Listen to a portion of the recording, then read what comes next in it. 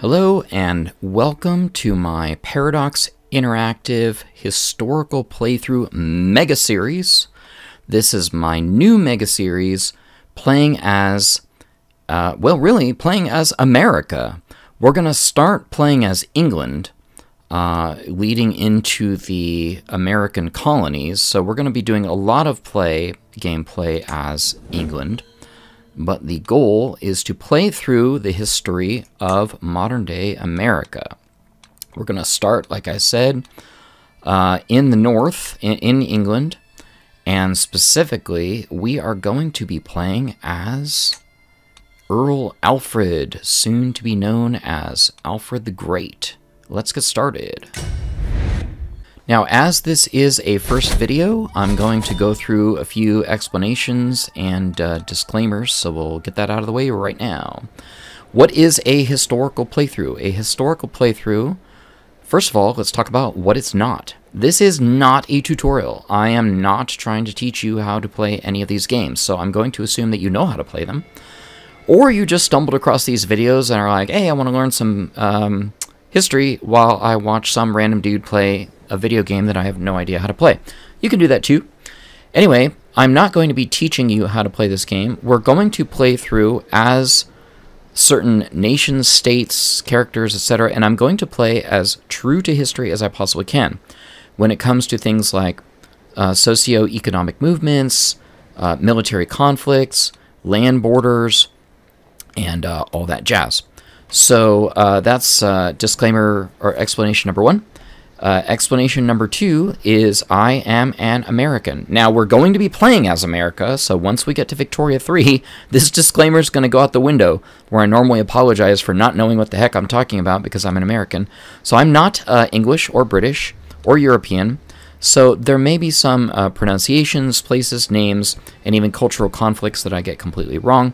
So I welcome your correction and encourage you to correct me on this in the comments. I always say that kindness is appreciated but not necessary. And the third and final disclaimer that I make at the beginning of every new video series is I will be playing through history, and history is full of all sorts of nasty, terrible things that happened, wars and genocides, and I'm super happy to say that we're starting with the new Crusader Kings 3 version that has plagues in it, so there's definitely plagues happen, and also the marginalization and foul treatment of ethnic minorities and women. These are things that I do not in any way endorse, and of course they are taboo to our modern day sensibilities, but because they did happen in history, I'm going to play through them. Just because I do it doesn't mean I approve it. It just means I am mirroring what happened in history. So, let's talk about this guy. Earl Alfred will become, hopefully in the game, and definitely in real life, was known as Alfred the Great, and is one of the greatest Anglo-Saxon kings ever, with chronicles written about him, and by him, in fact. And he was the brother of King Ethelred, who we see here. So Ethelred was indeed his king and brother, and we will find out, and I'm pretty sure, I've played through a couple trials of this before, that Alfred will inherit the kingdom of Wessex. We're going to be playing this whole first video as Alfred and his family, son and grandson. So we're going to get talking about that when those youngins are born. We definitely are married to Elswith, who is his wife, true to history as well. So lots of true historical stuff going on here. Thank you again to Paradox Interactive historians for doing all the good work that they've done. This whole video is going to be about the Danish invasions that occurred in Northumbria and East Anglia and Mercia, and how really Wessex became the last of the English kingdoms to not completely succumb to Danish invasion. So as we are getting started, let me share with you some of my research materials. For overall history of the region, I've been, in addition, this is in addition to all, sort of standard Wikipedia, Googling, all that sort of thing. I've been reading, and actually this is my second time through it, Uh, The Birth of Britain by Winston S. Churchill. We're going to put a picture of that up there. Which is part one of a history of the English-speaking people. So this is a fantastic book. Churchill is an amazing writer. So that's the first one. For a deeper look into Anglo-Saxon culture, and we'll kind of scroll around a little bit for that. So the Anglo-Saxons actually came from this area in here. In fact, I bet if we zoom in, we'd probably see Saxony. We don't. Okay, so this was a difficult part of Crusader Kings 3. Let's get that figured out real quick where that was. And what I meant by that Crusader Kings 3 is the names really change with, you know, who owns them and everything like that. So anyway, Old Saxony was really in this kind of area here. I think I'm right about that. Anybody's, please correct me if I got that wrong. So really the Saxons that invaded England, we're not going to do any of that. That's already happened. Essentially became known as the, you know, the English Saxons or the Anglo-Saxons. So that's, you know, that's who we're talking about. Now, Alfred, obviously, is Anglo-Saxon. So we'll be exploring this culture a lot more throughout the rest of the game.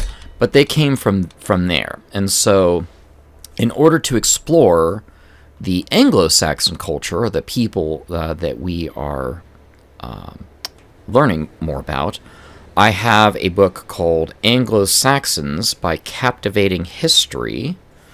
I'm realizing it doesn't show a specific author on it. So rather than struggle with that, we'll just put that up there for you. And then I'm adding a new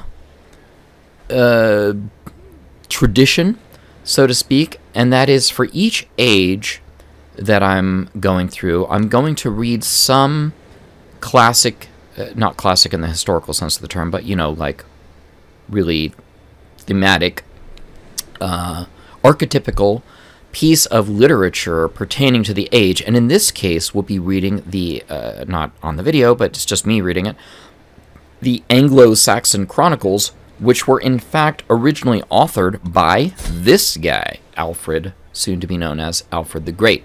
So those are the three materials that I'll be reading through. In addition to that, I always like to make some reference to additional supporting media, be it TV, movies, games, that sort of thing. If you're going to be watching me play really this age of Alfred the Great and the Anglo-Saxon explorer, you've simply got to watch the Last Kingdom series on Netflix, which is based on a series of books, of course. While the primary character in The Last Kingdom, Uhtred, son of Uhtred, is not in any way historical, practically everything else is pretty historical, and Alfred is a significant character in that video. So we'll do a little link to that Netflix series. And I also play, as you've seen in previous videos, a lot of like, you know, Ubisoft, Assassin's Creed kind of games from the historical perspective, and Assassin's Creed Valhalla, which was an extremely popular game series, was all about in this area. And so if you want to load up Assassin's Creed and literally walk around these areas on foot, Valhalla, they do an amazing job of representing this land during that time. So that's our books, that's our movies, that's our TV, that's our video games. This is the dude. Let's get started and tell a story. Let's look around and see how the stage is set so far. Now, of keen interest are these two invasions that are occurring here by the sons of Lothbrok. According to Viking legend, Ragnar Lothbrok, the Lothbrok, I think, meant hairy pants or something like that. Oh, wrong one. I clicked on the wrong guy. Okay. His sons came to avenge his death. He died in a pit, in a viper pit, killed by King Aelle here.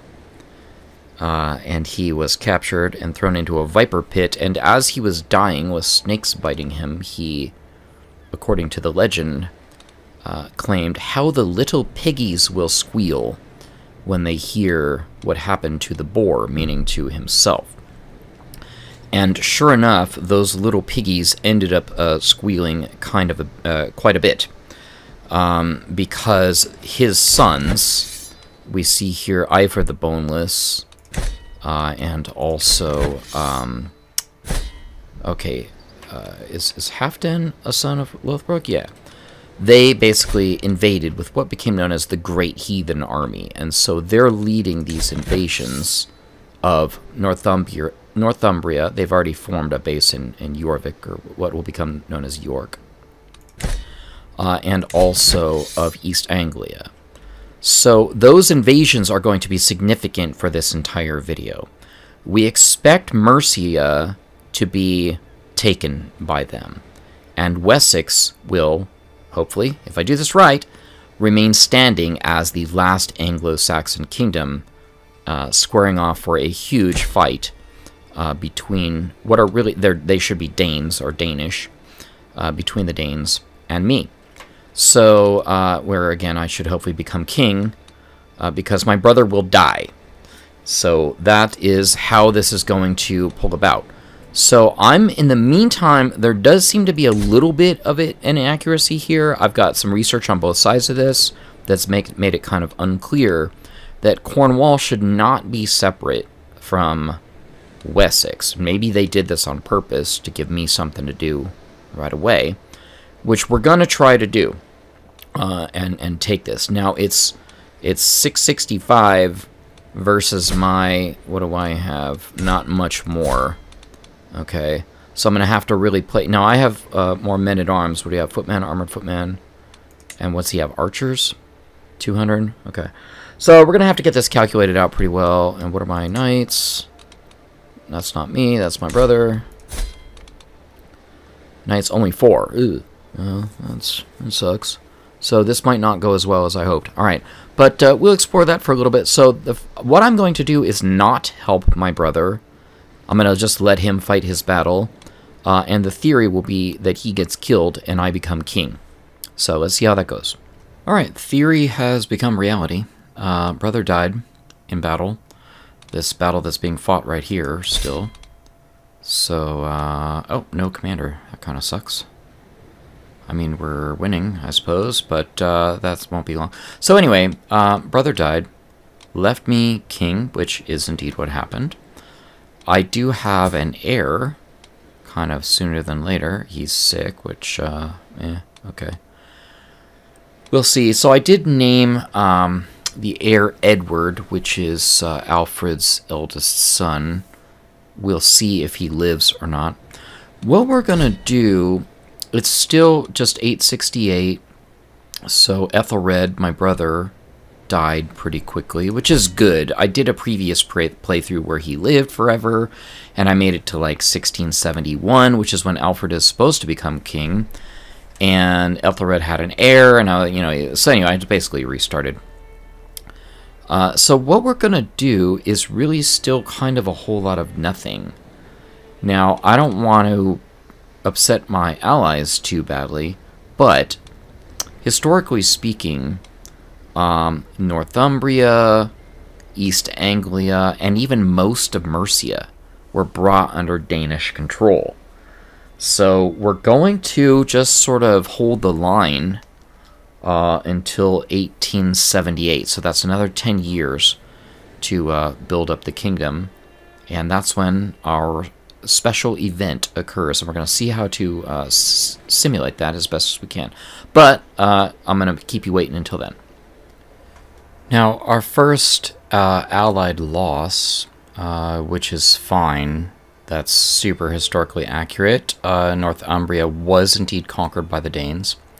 King Ella was killed and blood-eagled, in fact, which was a sort of very gruesome Viking punishment where they cut open your back, pull out your lungs through your back while you're still breathing, and spread them out so that they look like red wings, but yeah, it's kind of nasty.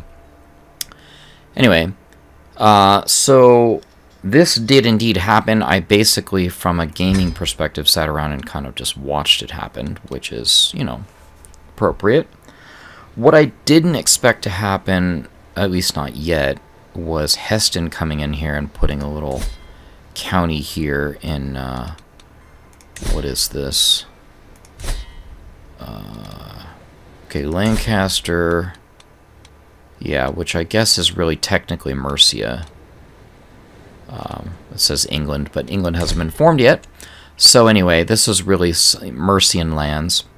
So what we're going to end up seeing is the Danes occupying pretty much this whole area here. Western Mercia held out, so we may help them do that, including this one Cheshire county here. But all the rest of this, all the way down here, in fact, eventually became what's known as the Danelaw.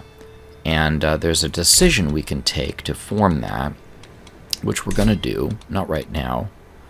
I don't think we can do it now. Okay, I just need a bit more fame. And I'm not really sure what this valid opponent is, but anyway. So we're going to be waiting until 1878 to really take it to the Danes, you know, like to look for a huge battle. What was historically the Battle of Ethundun, one of Alfred the Great's famous battles. And so we're going to look for a big battle with them. I'm expecting East Anglia to fall, and we're going to enter into truce with them for a while. I suspect we're truced out with Jorvik already. Well, let's see. Well, I mean, it was really just an allied war, so they might not be... Yeah, so we're not truced out with them. So we're going to just do the punching bag thing for a while and just let them sort of come at us. We'll see how aggressive they come and go from there. So with another round of doing absolute strategic doing nothingness, East Anglia has now fallen. There's plague there, which is like, yeah, that's what those filthy pagans get now. So anyway, Ivar of the Sudrayer owns East Anglia. We're going to just continue to sort of hunker down, obviously do some plague protection and development and build up our armies and everything like that, because again, we're shooting towards 878. Now, what I expect at this point is... Okay, well, I don't really know what to expect. So, Mercia has no truce, which... Okay, I guess. So I would expect somebody to start attacking somebody, duh, and see how it goes. So I think I can get allied up with Mercia. Yeah, who's this guy? Yeah, that's him. So we'll go ahead and ally with him, because that's true. So if and when we get called in, you know, for another attack in eastern Mercia, we'll go there to their defense. I do expect some loss here in these areas. I don't think I deserve that title yet. But it's nice that I get Alfred the Great, so super historically accurate. And let's keep on going. What we're just doing is sort of watching the Dane progression at this point, kind of living through it. And where it hits a stop is at our big battle at 878 AD, and that's when all fortunes are reversed. And Alfred the Great and his son, Edward, here he is, begin to take back the land. So for now, we're just going to build, and we're going to lose, and then turn things around. Ooh, it's Leofric. He was in the Last Kingdom, the Arsling. Anyway, so we're going to just keep on doing that, and you know, hope that our fortunes reverse around that time. The year is now 878, and unfortunately, all the things that I kind of hoped would happen have simply not happened. There's been no further invasion by the Danes southward. A lot's kind of changed. Wales took back some of their territory from Heston. Jorvik hasn't really moved. He's off defending some ally in Polania here. Okay, fine. Ivar what's he doing? Okay. So he's up here in the north. So it's not Alfred, but his son Edward, along with his daughter Ethelfled, who begin to take these areas back from the Danes. So I'm a little bit torn because I want to let that happen historically. But there's two events that happened in 978. First of all, 878, excuse me. First of all, Alfred suffered an initial crushing defeat and retreated to live in the marshlands of Somerset in here. And in fact, he lived kind of like Robin Hood. He was in disguise everywhere he went. He had to hide. It was said there were legends that he actually played music amongst the Danes, I presume to spy on them. And one of the legends is the legend of King Alfred and the Cakes, where he was working as basically a baker's assistant who knew he had the skills. I didn't. And nobody knew he was in disguise. And he was paying attention to something else and let bread burn. And he was reprimanded by the baker woman, who didn't even realize she was basically yelling at the king. I was so pleasantly surprised to see this story happen very briefly in The Last Kingdom on Netflix, where the pagan queen Isolde scolds him and says, "Lord, you had one job." And I had just gotten done reading the story about Alfred of the Cakes, and I scream out loud, like, that's it! They put it in the show, because I'm a total nerd. Anyway, so he retreated back to Somerset, and then had a major tide-turning battle, the Battle of Ethundun, which occurred near the modern-day area of Wiltshire in Eddington. And it was there that he defeated Guthrum to the point where that was when the advance, the southward advance, or eastward, or whatever you want to call it, because Denmark's over here, right? That was when the advance stopped, and Wessex held the line. It wasn't until his son afterwards that he pushed back. So, here is what I'm thinking about doing. First of all, we're going to save, because this is going to be kind of risky. I'm thinking about doing an attack.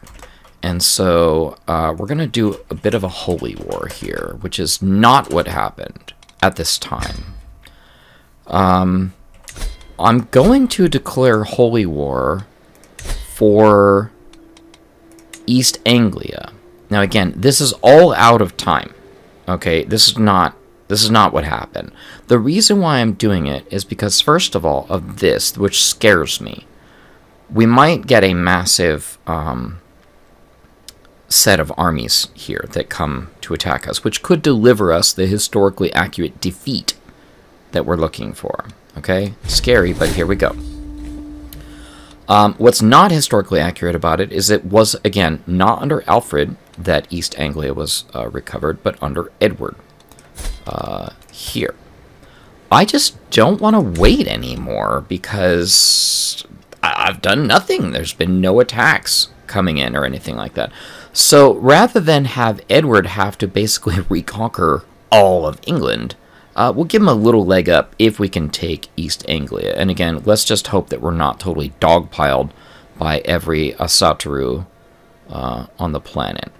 So we'll fast forward a bit, and I'll tell you how it goes. Alright, so finally, Ivar has come down to the south. I'm about to basically take the second county. This one, I mean, I don't know what he's been doing. So I'm going to go ahead and take this county, and then we'll hopefully set up... at this point, I'm not really interested in setting up for defeat, frankly. We're going to set up for victory against him. I'm going to call Mercia in and see what we can do. So I'm going to analyze this and try and get this to be as defensively strong of a battle as I possibly can. Alright, we called in Mercia as an ally and ended up basically winning. Let me just... What is this? Okay. So, defeating Ivar. Alright, winning the war. And so we're going to declare that to be the defeat and our victory all at the same time. Okay, fine. So there we go. Victory in East Anglia, which extends this into Wessex. That is not historically accurate. Okay, but again, I'm just doing it because the NPCs are just simply not participating. They're off doing whatever they want to do. Now, I was really also trying to do the Danelaw, because that is a result of this victory in 878, that Guthrum's army in East Anglia was defeated.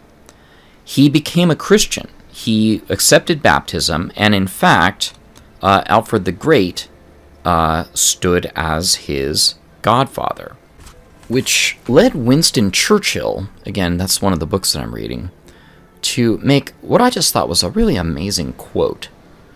I'm just going to read it. That says, "This sublime power to rise above the whole force of circumstances, to remain unbiased by the extremes of victory or defeat, to persevere in the teeth of disaster, to greet returning fortune with a cool eye, to have faith in men after repeated betrayals, raises Alfred far above the turmoil of barbaric wars to his pinnacle of deathless glory." I just thought that was such an awesome quote. And unfortunately in the game we haven't been able to reproduce too many of Alfred's successes, but let's keep moving on nonetheless. So what I was going to say about the Danelaw is the Danelaw would have been a result of this tremendous victory that he had. And the Danelaw we can take as a decision, kind of. I've taken it playing as the other side, but I just don't have this "you must have a valid opponent," which I think a valid opponent has to basically be on the other side, the Danish side, having all these things. Specifically, I think what I'm missing is someone who completely controls two duchies in de jure England, which they don't, especially because I just took East Anglia from them. Wrong button. So Jorvik doesn't even have the whole of Jorvik, really. See, he's missing it, right? And whoever controls Northumbria doesn't have that. So I just don't think we're going to be able to do the Danelaw, unfortunately, which is fine, because the Danelaw was essentially undone with Edward and Ethelfled, and we're going to keep pushing on to that time frame now.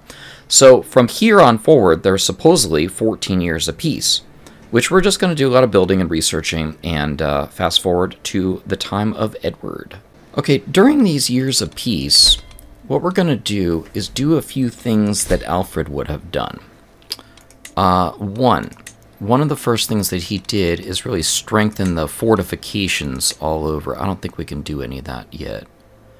I can probably build walls, but I think I've got walls in various places. All right, let's go ahead and do that here.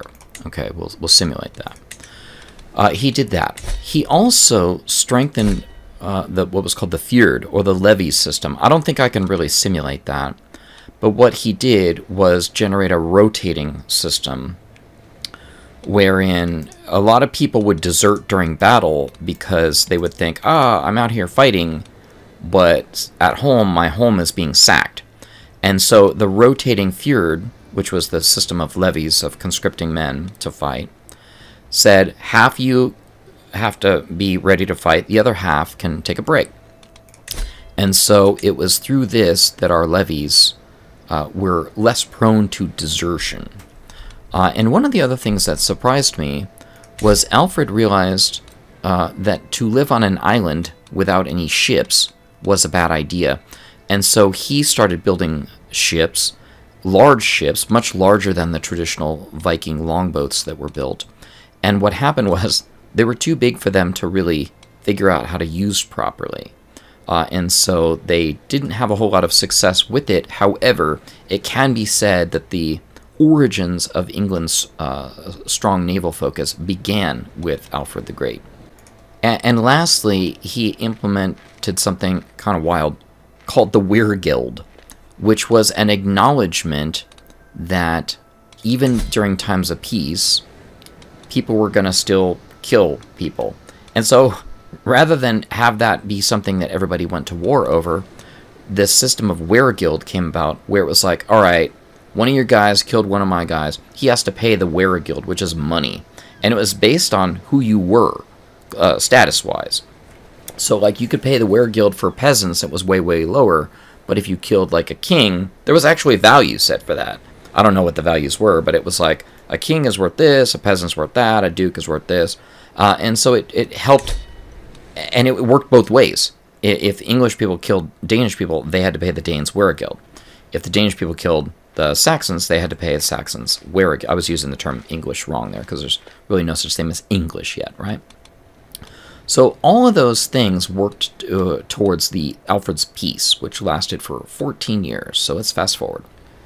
All right, now here we are 14 years later, 892 AD. We did take Cornwall. I think I said earlier, like, I'm pretty sure this was supposed to be a part of the grander Wessex. And that gives rise to a challenge that I have that I've decided to take some action on. And that is, Alfred was a very powerful king. And these lands were kings. Wessex was considered a kingdom. East Anglia was considered a kingdom. Again, we really shouldn't have it, right? Mercia was considered a kingdom. Northumbria was considered a kingdom. I'm pretty sure that this area was all here considered East Anglia, not just Jorvik. Whereas game-wise, it's all the Kingdom of England. The concept of the Kingdom of England was not a thing. Well, it was in Alfred's head. Like, he wanted this entire land to be united as a single kingdom, a united kingdom. And again, that's where that phrase comes from. Now, there's a great quote, I think it occurs a couple times in the Netflix Last Kingdom series, where Alfred and Father Beocca say they want England to become England so that it doesn't become Daneland, which is what was happening. Now, again, not here, because I couldn't get the Danes to really do what they're supposed to do and attack us more, so they should have been pushed way down further here. In 892 is when the push back begins to happen, and we're going to begin that. It also so happens that the great heathen army had been ravaging France. Again, it doesn't look terribly ravaged to me, but it is what it is, right? Under the leadership of, you guessed it, none other than Ethundun, everybody's favorite dude. And when they had, I don't know why everyone loves Ethundun so much. I'm not saying he's not lovable, but I'd love to hear in the comments why people are like, oh my gosh, Ethundun, I can't wait to play Ethundun. Let me know why. And so what happened was they ran out of places to pillage and said, hey, remember that place we were doing a bunch of pillaging in? Let's go back there. And so the great heathen army turned their attention to England once again and landed in Kent. I can't make them do that, unfortunately, but we are going to try and fight some Danes. But what I'm going to do right now that did not happen and for a while is I'm going to create the Kingdom of England because I can. So we're going to go ahead and do that now under Alfred. Now, this is not historically accurate, but the reason why I'm doing it is because I need a way to mechanically begin the push forward and the retaking of these realms, integrating them all into one area. It wasn't Alfred who officially was the King of England, nor was it his son Edward, but it was in fact Edward's son Athelstan, who officially was the first King of England. So what we're going to do is we've made the Kingdom of England sort of ready for Athelstan, and what I'm going to do is we're going to not push forward with the, well, let me think of how to say this. We're not going to completely unite the entire thing until Athelstan is king. I just got it ready for him, okay? Now, in 892, Edward and his never-born sister Let's get there. Where's Edward? He's got a brother, which I don't think... Oh, no, that's his son. Okay, yeah, he's got a brother here, Elfwig. We could pretend that that's Lady Ethelfled, the Lady of Mercia. I think this guy's got a daughter. Oh, it's my niece, unfortunately. Well, you know, you never know, right? It's Crusader Kings. Let's marry her off. Heh. So, where was I going with that? The kingdom is set up. To fight some Danes, what we may do is attack this guy. I think that's going to be kind of rough, but maybe that's accurate. So, there you go. A little bit of history, a little bit of inaccuracy. We're going to keep moving forward. This video will end with Athelstan as king and a united England underneath him. That will be the end of video 1, Alfred the Great. Let's keep pushing for that goal. Here we are in the year 899 AD, and Alfred the Great died, which is historically accurate, by the way. He did not die until October of 899, but at least they got the year right. Or, you know, at least RNG got the year right. So we're going to continue on as Edward, which is fine. It sucks that Edward just lost his son, Athelstan, because Athelstan was a famous king and should not have died. So we will go ahead and say one day we'll be like you, because Edward was considered to be just as great of a king as Alfred was. This minor plague is just destroying me at this point. So let's see. I've lost 2 kids, a priest, Alfred. Sweet. I hate to see what happens when the plagues go from minor to 1 level above, because right now it's pretty brutal. And I have 2 of them. Anyway, I'll stop my whining. So we're going to continue on with Edward. And at this point, what we should be doing is Edward would have been recovering all these territories that were considered Danelaw. Again, we pointed out earlier how Danelaw doesn't exist or couldn't exist. Can we do it now? I don't think... Well, no, you can't do it if you're a king, which we're already a king. Okay. And again, remember, that's a little bit historically inaccurate. So I'll probably try to build up a little bit, see if I've got factions. Also see what I do about my brother, who's probably got more territories. Although I'm maxed out here, so that's not too bad. I can let him hang around. Anyway, so we're going to get set up to try and invade Jorvik. And let's take a look at that. What that looks like. Not terribly good. Okay. Mostly because he can bring a lot of allies to his side. And also, we can't even take the duchy yet. So we need to strengthen ourselves a little bit. Maybe look for some alliances and move forward from there. And as it turns out, time heals all things, so to speak. You can see what we're looking like now. Jorvik has been completely brought under heel, which is accurate, under Edward, and it would have been under Edward and his sister, Ethelfled, the Lady of Mercia, who unfortunately died really early on.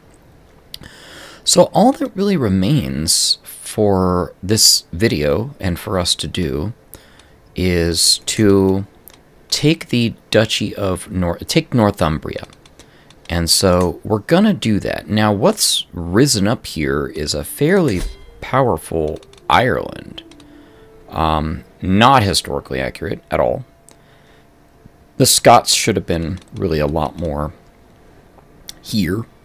And so one of the things that we did to, and this is just Crusader Kings logistics, that we did to basically, it's just wait him out, really. So what is he, 64? So he's probably going to die soon. And then, how many sons? Not too many sons. Son, Why am I not seeing the word son? Son of King Ivar. Okay, whatever. I'm blind and can't consider why this is a boy or a girl. Okay, yeah, it does. I don't know, my brain just kind of shut off there for a minute. So anyway, we're going to wait this out and hope that the Empire divides here. I mean, this isn't Ivar, right? Oh, it is. Okay, I was wondering where he went to. Okay, I just thought Ireland, like, so he formed Ireland. Okay, I was so thrown off by all that. I'm sorry to be so stuttery and weird. Anyway, we're going to have to wait for that empire to subdivide before.